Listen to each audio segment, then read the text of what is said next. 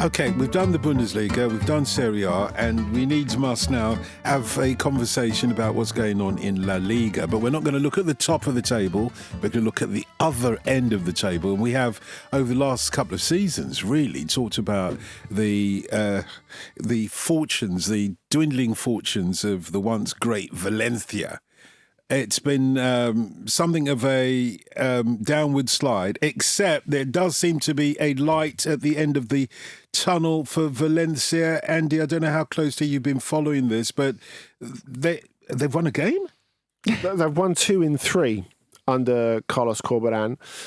2 home wins that they really, really needed in La Liga. They beat Celta Vigo last weekend. And I think what really struck me about that was the atmosphere. It feels like the Mestalla is starting to get its atmosphere back. Now, normally, of course, the emotion of the Mestalla is used to tear out the owner, who's never there, Peter Lim, which is the reason that they find themselves in this situation at the moment. I guess Peter Lim has kind of got not quite a get out of jail free card, but there's almost a truce at the moment in the sense that he has belatedly understood that they're in massive trouble and they really could get relegated. And the fans have understood how bad things are. They've known for a while, but sportingly, it's never been this bad on the pitch for a really long time. So they're, okay, well, we're going to get behind our team and make sure this team, and their anger is with the people running the club, not the players, who really have been left short, unprepared. It's a very young team. There's not been the investment there should have been. But I think that last point is an important one, because even though Corberán has come in, re-energised things, changed a few things, they're still second bottom. They had a slight dampener put on that result against Celta last weekend because Real Madrid lost to Espanyol, which no one would have picked in a million years, but it created or maintained a gap between Espanyol, who were just above the bottom 3, and Valencia. So they've still got a way to go to safety. And the other thing is the closing of the transfer window this week, because we talked about how Lim and the board have understood that the squad's weak and it needs a bit of TLC. Well, they got in Umar Sadiq early on, a striker from Real Sociedad on loan who knows how to score goals in Spanish football. We got Max Aarons from Bournemouth to cover right back, although Dimitri Foulquier is playing well enough at the moment that it doesn't seem like an immediate necessity. And then they got Ivan Jaime in midfield from Porto this week, who, it was pointed out in the press conference, he's got a bat tattooed on him, which of course is a symbol of Valencia. I mean, obviously he had to demythologise it by going, yeah, I'm just a fan of Batman. but still, it's a bat, and he's got a tattoo of it. Mm-hmm. But I guess the feeling was, is that it? And there's quite I wouldn't say despondency, but certainly a degree of fatalism in the Valencian media at the moment, because the feeling was they need another centre-back, they need a wide player, which they thought could be Suso from Sevilla for a bit. And there's just a sense of, have we just left it a little bit late, and have we left ourselves a little bit short, because the squad does still look thin. Is that why the fans aren't singing, we're going to stay up, we're going to stay up, we're going to stay up, y viva España? I think there might be many reasons why they're not singing. Many. Yeah. Again, it's they're 19th in the table is the first reason that there's no optimism. And some of these signings, when you look at them, as Andy's just been saying, on paper, these players who you necessarily think are going to flip things around. Umar Sadiq, he's a 28-year-old striker who doesn't score goals. I mean, that's a completely... Well, not for a while, no. Yeah, that's an unfair oversimplification, but it's also true. Like, he hasn't got... He's not arriving as someone who you think, oh, he's got a great recent track record of banging them in, is he? But this is where they are at the moment, isn't it? But it's not like those are the sorts of signings that make you think, well, it's suddenly going to not be there anymore, is I suppose the point.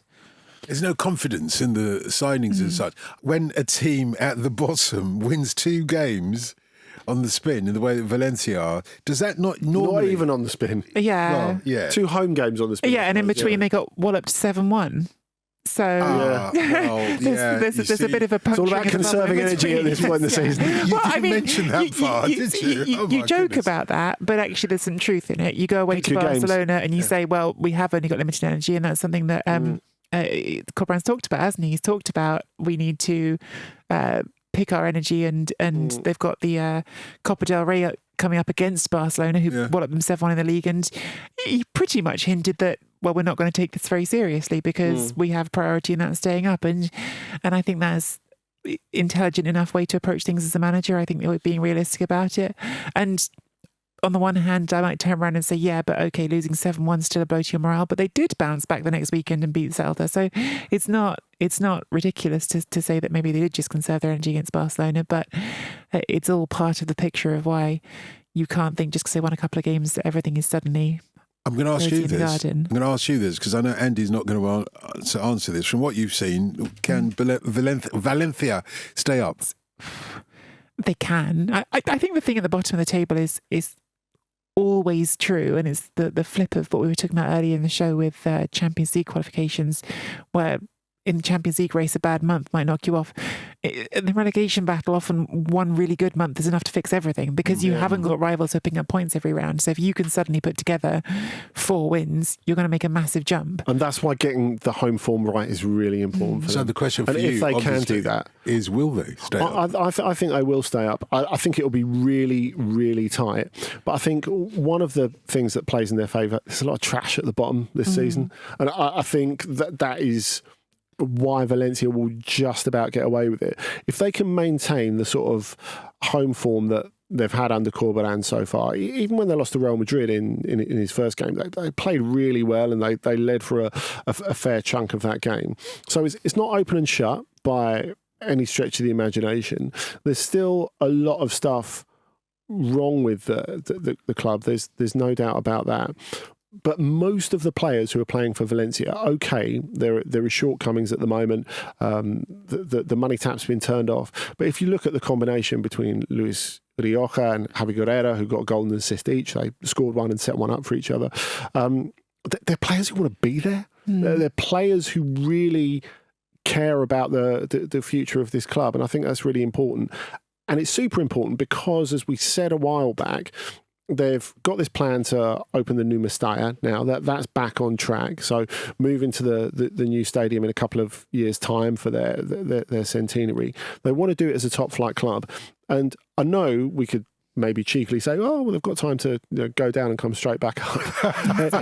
it never works like that in Spain. Not. And there's nothing in terms of the way that Lima's been investing in the club that suggests that they're going to do that.